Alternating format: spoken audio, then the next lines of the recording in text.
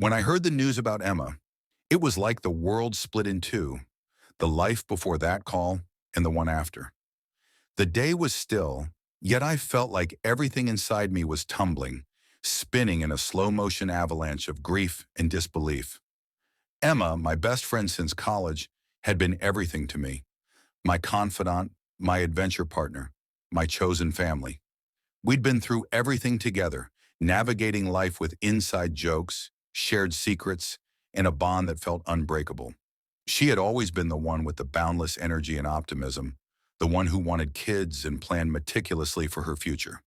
In contrast, I had chosen a life of independence. No children, no commitments. And she respected that. So when she had her daughter, Violet, I was more than happy to be the cool aunt, taking her for fun weekends, but always with the assurance that Emma would be there for the harder moments. But that call, that dreadful, life-altering call, took her from me. And with her, I lost the life I had known, the certainty that things would always be a certain way. Suddenly, I was faced with a reality I hadn't prepared for. Emma had named me as Violet's guardian. It had seemed like a hypothetical question back when she first asked me, an emergency plan we'd both laughed off, never really believing it would be necessary. Yet here I was, standing on the threshold of a new life I had never wanted, with a grief-stricken teenager who was looking to me, lost and angry, just as I was.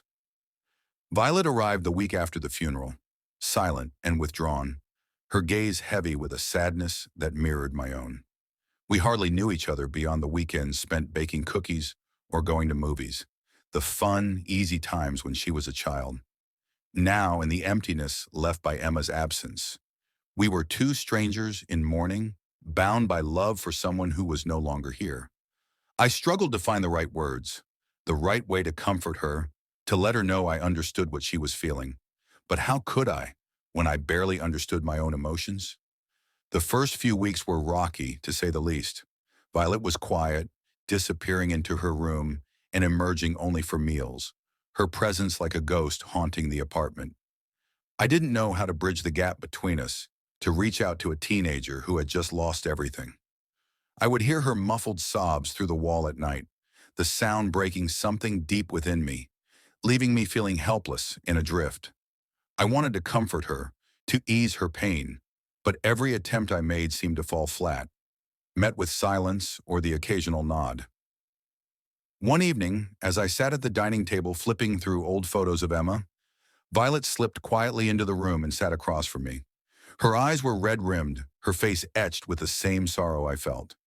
She picked up one of the photos, a snapshot of us at the beach, laughing, carefree, and held it for a long time. "I miss her," she whispered, her voice breaking. "I miss her so much." I reached across the table, placing my hand over hers, and for the first time, I felt a connection between us, a shared pain that transcended the awkwardness, the unfamiliarity.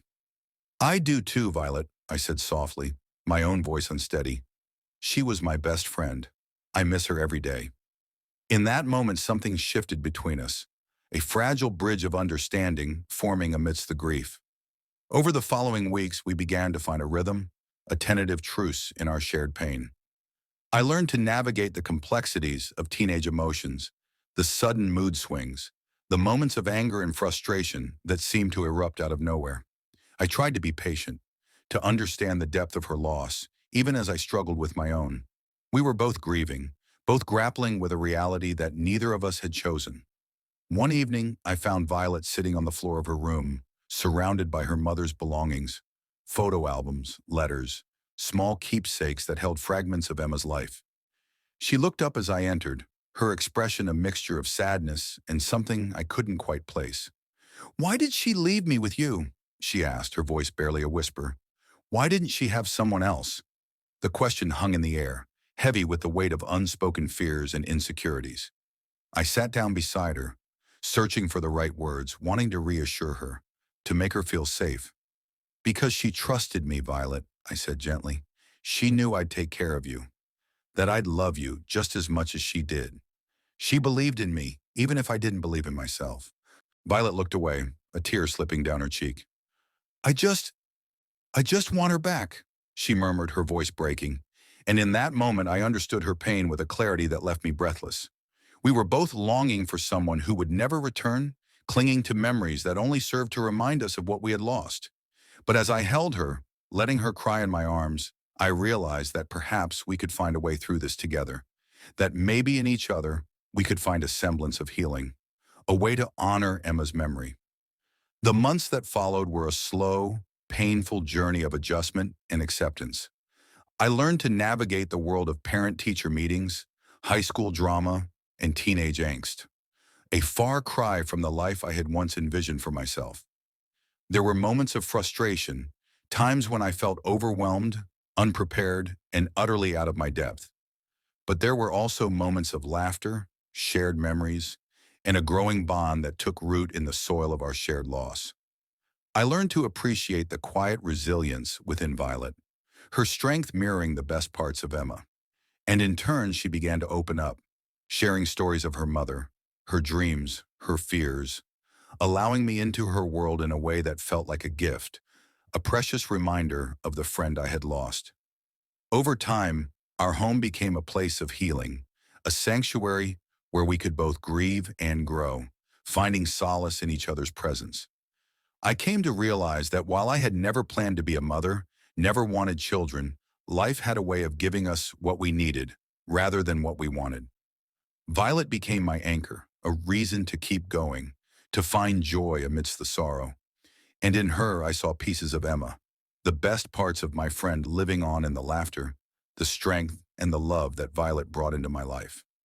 One day as we sat on the couch laughing over an old photo of Emma in her college days, Violet looked at me, a soft smile playing on her lips. "Thank you," she said quietly, "for being here, for, for being the family I have left." Her words struck a chord deep within me, a warmth spreading through my chest, dispelling the remnants of the grief that had once overshadowed everything. "I'm the lucky one, Violet," I replied, pulling her into a hug. "You're the best part of her I have left, and I'll always be here for you." In that moment, I felt a sense of peace, a quiet acceptance that I had found my purpose, my place in a world that had once felt empty without Emma.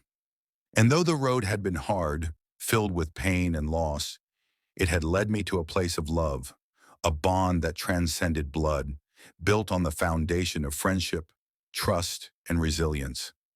Emma was gone, but through Violet, she lived on, a reminder that love, even in its most unexpected forms, could heal, could transform, and could bring light to even the darkest moments.